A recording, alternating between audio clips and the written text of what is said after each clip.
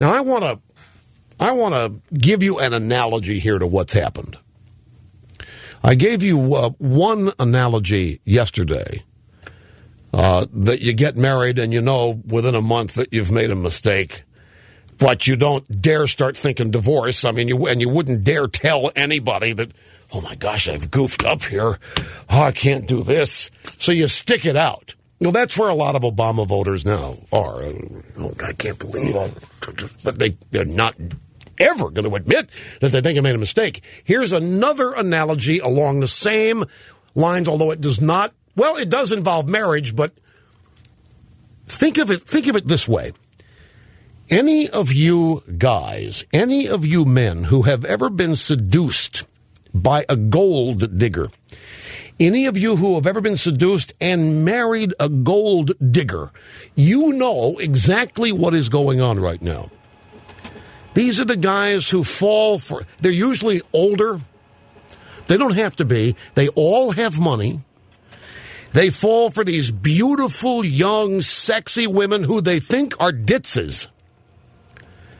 You know, they think that they're not old enough to have a whole lot of brains yet.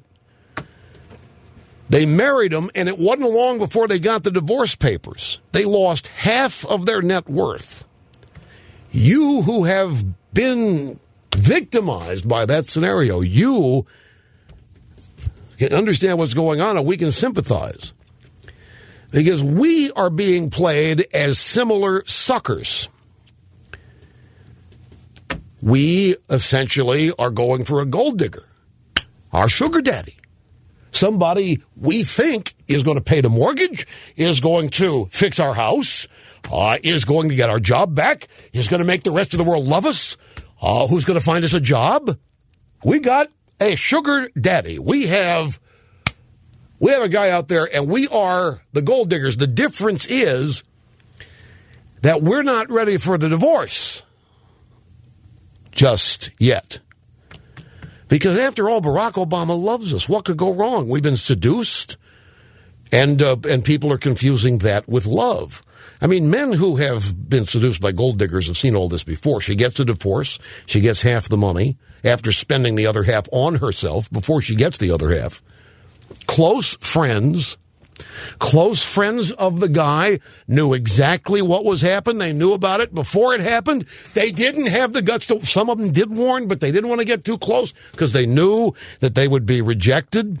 They were shut out because the guy getting victimized by the gold digger, why, this is the best, never been happier. This was the best thing that ever happened to him.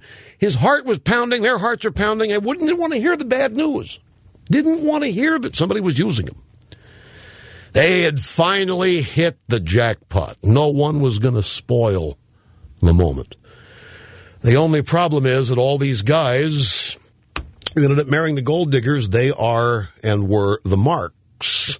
They were a mark in a con game. They were the jackpot that paid out. They got an expensive, phony love affair without the love. It was fake love. Now, President Obama's politics are anti-individual. They are pro-collectivism. He is occupying our private sector. We have a federal government occupation of our private sector going on right now. Because he's anti-individual, it makes it impossible for him to have any feeling for any voter beyond using voters to advance and achieve his objectives. He will pretend to love us as long as he gets what he wants. And he's told us what he wants. He wants to remake America. When I heard that he said that last night, hello, blood boiling. Remake America into what? America does not get remade by presidents. The only way to remake America is to legally amend the Constitution of the United States. He doesn't get to remake America. That's why there are checks and balances. That's why the oath of office promises loyalty, fealty, defense, and protection of the U.S. Constitution. When you take the oath of office, you're not swearing to change it.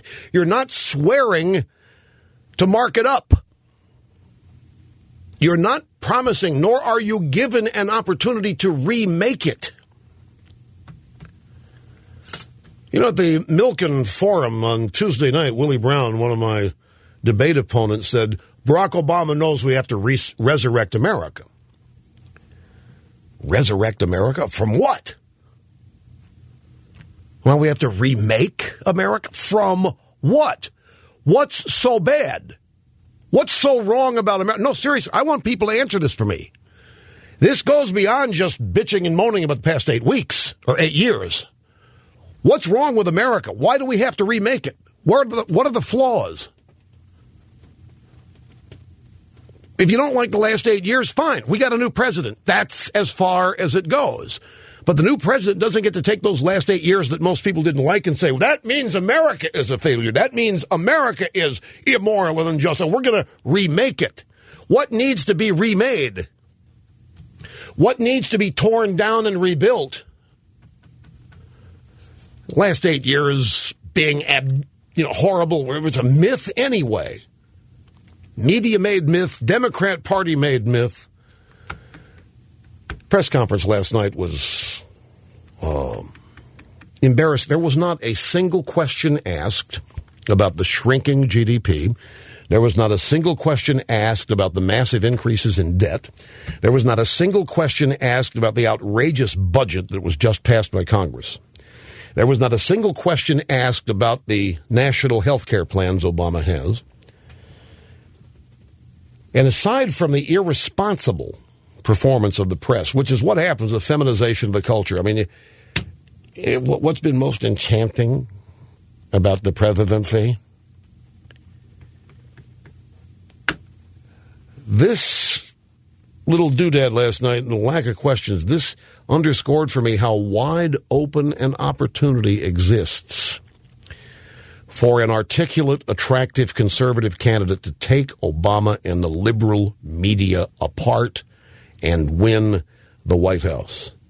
I think Obama's extremely vulnerable to conservative attack. 55 million Americans did not vote for the federal government to occupy the American private sector. And remember, the public hates the media more than they hated Bush. The public hates the media more than they hate Congress, and for good reason. Last night was a great example. The media is not all that supported. They are radical. His policies are radical. His policies will not work. I never thought I'd say it. I long for the good old days of Sam Donaldson.